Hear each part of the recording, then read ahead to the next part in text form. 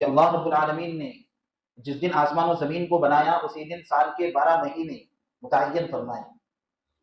ان 12 مہینوں میں 4 مہینے قابل احترام مہینے ہیں، یہ عظمتوں والے مہینے ہیں، انہیں اشہر حرم کہا جاتا ہے.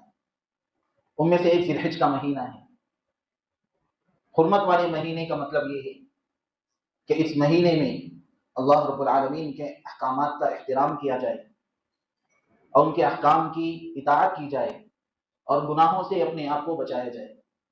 جس طرح رمضان کے مہینے میں بندہ شریعت کے تعلق سے بڑا محتاط رہتا ہے، حتی الامکان عبادتوں کی کوشش کرتا ہے اور حتی الامکان گناہوں سے بچنے کی کوشش کرتا ہے، اسی طرح ان 4 حرمت والے مہینوں میں بندوں کو اللہ کی اطاعت کرنے اور گناہوں سے اپنے آپ کو بچانے کی کوشش کرنا چاہیے. یہ ذی الحج کے شروع کے 10 دن ہیں. یہ 10 دن اللہ رب العالمین کی نظر میں بڑی اہمیت کے قابل ہیں. اسی لیے اللہ رب العالمین نے قرآن میں سورۃ الفجر میں بعض چیزوں کی قسم کھاتے ہوئے فرمایا والفجر، قسم ہے فجر کے وقت کی، ولیال عشر، اور قسم ہے 10 راتوں کی. محدثین نے فرمایا ہے کہ ان 10 راتوں سے مراد ذی الحجہ کے 10 رات مراد ہیں. ان 10 راتوں کی اہمیت اللہ کی نظر میں ایسی ہے جیسے رمضان کے آخر 10 راتوں کی اہمیت ہے. اس لیے ایک حدیث میں اللہ کے نبی صلی اللہ علیہ وسلم نے اس شروع کے 10 دنوں کی اہمیت کو بتاتے ہوئے ذکر فرمایا کہ ذی الحجہ کے مہینوں کی اہمیت اس قدر زیادہ ہے کہ اس کے ایک دن کا روزہ 1 سال کے روزوں کے برابر اہمیت رکھتا ہے، اور اس کی ایک رات کی عبادت رمضان کے آخر عشرے کے طاق راتوں میں عبادت کرنے کی اہمیت رکھتی ہے. رمضان کے بعد اللہ کی نظر میں یہ ذی الحجہ کے شروع کے جو 10 دن ہیں، ان 10 دنوں کی بڑی اہمیت ہے. اس لیے رمضان کے مہینے کی طرح ہم آنے والے ذی الحجہ کے شروع کے 10 دنوں کی ہم بڑی قدر کریں، اس کی قدردانی کریں. رمضان کی طرح شروع کے 10 دنوں میں خوب عبادتوں کا اہتمام کریں، نماز باجماعت کا اہتمام کریں، فرائض کا اہتمام کریں، ذکر و اذکار کا اہتمام کریں، تلاوت قرآن کا اہتمام کریں، صدقہ خیرات کا اہتمام کریں. امید ہے رمضان کے مہینے میں ہماری عبادتوں پر اللہ جو اجر عطا فرماتا ہے، انشاءاللہ ذی الحجہ کے ان شروع کے 10 دنوں کی عبادتوں پر اللہ وہ اجر ہمیں عطا فرمائے گا. رمضان کے بعد یہ 10 دن بڑی اہمیت والے ہیں، اس لیے اس میں کوتاہی نہ ہو، غفلتیں نہ ہوں، عبادتوں کا خوب اہتمام اور خاص طور پر دن میں روزے کا اہتمام اور رات میں عبادتوں کا اہتمام.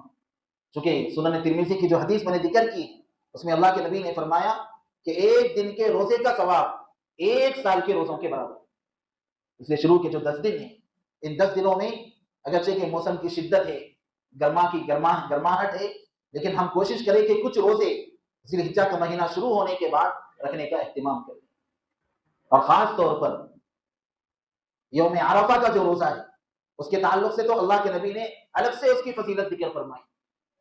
جو 9 ذی الحجہ ہے جسے یوم عرفہ کہا جاتا ہے، اس دن تو خاص طور پہ روزے کا اہتمام ہونا چاہیے. اللہ کے نبی صلی اللہ علیہ وسلم نے فرمایا مجھے اللہ سے امید ہے کہ جو بندہ یوم عرفہ کا روزہ رکھتا ہے اللہ تعالیٰ اس روزے کی برکت سے اس کے 1 سال پہلے اور 1 سال بعد کے گناہوں کو معاف فرما دیتا ہے. صرف ایک روزے کی برکت سے 1 سال پہلے اور 1 سال بعد کے گناہ معاف ہوتے ہیں.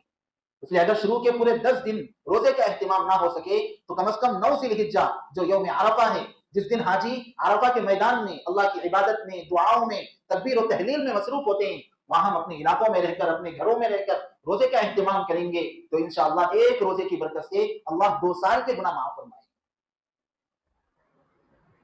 اور ان 10 دنوں کے راتوں میں بھی عبادتوں کا اہتمام ہو. جس طرح رمضان کے آخر عشرے میں ہم عبادتوں کا اہتمام کرتے ہیں، اسی طرح ان 10 دنوں کی راتوں میں کچھ نہ کچھ عبادت کا اہتمام.